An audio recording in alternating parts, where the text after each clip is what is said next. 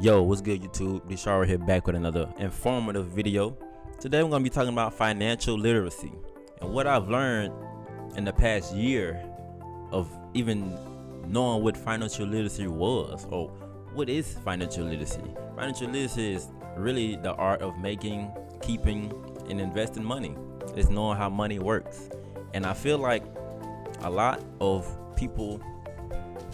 young people don't know any financial literacy, how money works and what to do with money, and how the rich get richer and how the poor stay poor because of miseducation or being uneducated. In self-mastery, we got to learn how money works, because essentially I live in the US, we live in America. America is a corporation, America is a company. Money makes the country go round. We got to know how money works in order to gain our time and energy back. First things first, when it comes to learning anything, we got to get our mindset right. We have to develop a money mindset. The first money mindset book I read was Rich Dad Poor Dad. Yeah, I know, cliche, very cliche, but Rich Dad Poor Dad changed my whole life. It changed my whole mindset. It opened up my eyes on how the rich do what they do, how they be able to have their time and freedom. That was the first book I read. Then I read Think and Grow Rich, and that's a money mindset book, being able to reprogram your mind to think how the rich think, how the wealthy think. We have to change our mindset. And the third book I read was I'm reading now. The third book I'm reading is The Richest Man in Babylon, and I delayed getting it because I felt like it was gonna repeat what Rich Dad Poor Dad and Think and Grow Rich was gonna say. It's given a different perspective. I'm reading it now. I just got it last week. I'm reading The Richest Man in Babylon now. Great book so far. Great story. Over the last year, I gained a great deal of knowledge, I believe, so far. The first point I want to bring up from these books is what I got from Rich Dad Poor Dad. He says, money is a tool, not a goal. The most important asset that we have in this lifetime is our energy. It's our energy and our time. And what most poor people do is exchange their time and energy for money. The rich do not do this. The wealthy do not exchange their time and energy for money. It's the fastest way to stay poor. The main purpose of getting money is to acquire your time back. It's to get our freedom. Money essentially gives us back our freedom. And a lot of us don't have freedom because we're giving our time away. We're giving our precious energy away. We're not living on this earth to give somebody else our energy. We're here to live. And we live by using our energy on ourselves, using our energy on our family, using our energy to help mankind, using our energy to help cultivate the world. We're not here to be building up for other people. We're here to live our own lives. We're here to cultivate our own world, cultivate the planet. And yeah, I work a 9 to 5. I just got off my job. But I do know from understanding financial literacy, it's not going to be like this forever. Now that I know how money works, I know that I'm going to use this money that I'm getting from the job to reinvest back into myself, reinvest into other businesses, other companies, into real estate, other assets, to accumulate wealth to get my time back, to get my time in order to fulfill my purpose, to really do what I want to do. This is a part of what I want to do, but I want to be able to do it full time. That's why I'm trying to get money, why I'm trying to accumulate wealth. The first thing I learned about money was to save, and that was from my dad. He taught me to save.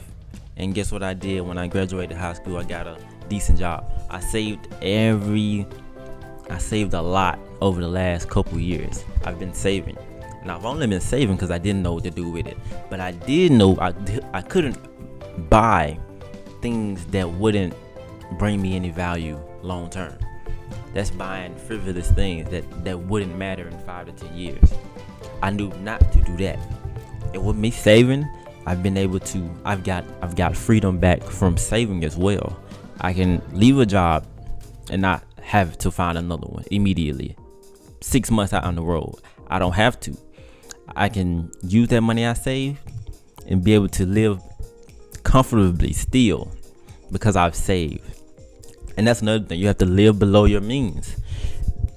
You have to save more than you spend. You have to keep more than you spend. And that's the hard part about money management, being able to keep your money. The hard part is not earning the money. The hard part is keeping your money.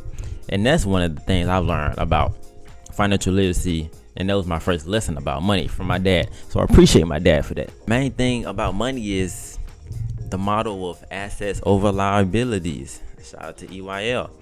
We have to acquire assets. The goal is to acquire many assets. The goal is to acquire many streams of income.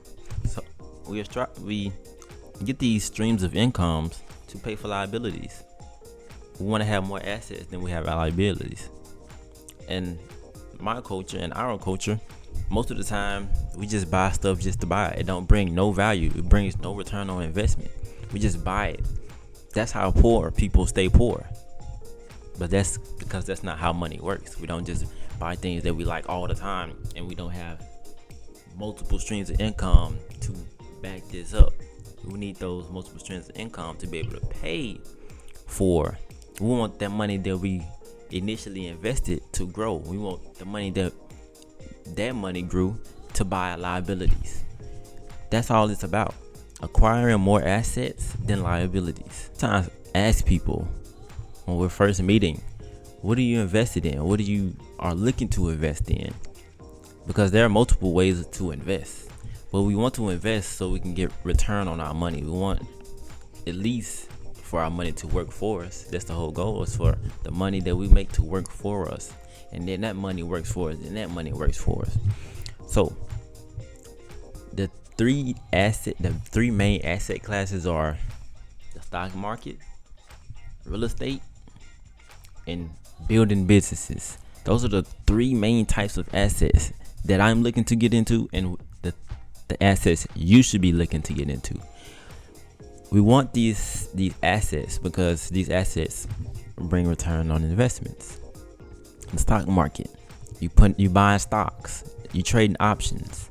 Real estate, you flipping, quick flips, buying flips, wholesaling, and building your own business, reinvesting that time back into yourself, building your own brand. I think everybody should invest in something. Whether you don't want to build your own company, you don't want to build your own brand, invest in stocks. Educate yourself on these companies. Educate yourself on how companies work. Put your money to work. When you're getting off your 9 to 5, you go home and educate yourself on how stocks work. Educate yourself on companies. Put a little bit of money in there. Put a little bit of money in these different asset classes so they can grow for you. You may not be interested in doing it full time. Any of these, real estate, building your own business, stocks, you might not be into it. But at least take a little bit of money that you're working hard for to reinvest in it. Reinvest it so it can grow, so you can get your time back if you use it wisely, if you save it how you should. Come with proper money management. The goal of investing is to get our time back. That's what my goal for it is. I want to get my time back so I can fulfill my purpose wholeheartedly, full time. Being able to do what I love, not wake up and have to clock in on somebody's clock. Being able to get up when I want to get up and work how I want, work diligently in my own space. That's why I push for financial literacy so hard. People be like, why are you so concerned with money? What's money? It's all that's with you. Yes, right now in my life, I'm 23. I have to get it now. And I'm not rushing it because everything comes with time. But I have to, it's better for me to know this now than at 40. I want to use this information now so I can set myself up, set my kids up, set my sisters, set my siblings, set my cousins up to be able to do what they want to do. I want to set the foundation in order for them to find out what their purpose is and fulfill their purpose. I had a great foundation, but I want to give them an even better one. That's what I'm learning financial literacy for, what I'm trying to attain this wealth for, to help them, give them a better start than I did. So the 3 books I do recommend when you're starting to learn about financial literacy is Think and Grow Rich, The Richest Man in Babylon, and Rich Dad Poor Dad. And you may say that, hey, that's cliche. Everybody's read those books. Yeah, that's because they're great books, very important books to start off with, to change your mindset. Think and Grow Rich is making you reprogram your mind, because whatever you think about, that will come into fruition. That's why I love Think and Grow Rich, and I'm reading it again sometime next year to reprogram my mind again. So this is all the things I've learned about financial literacy, about money, in the last year. And I urge you all to learn how money works too. You want to be spiritually rich, but we should all strive to be physically rich too. I believe that God didn't put us on this earth to just be spiritually rich, spiritually wealthy.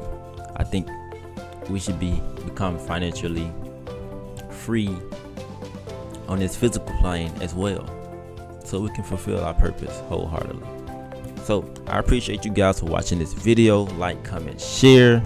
I hope you guys, if you haven't started your financial literacy journey, I advise you to start now.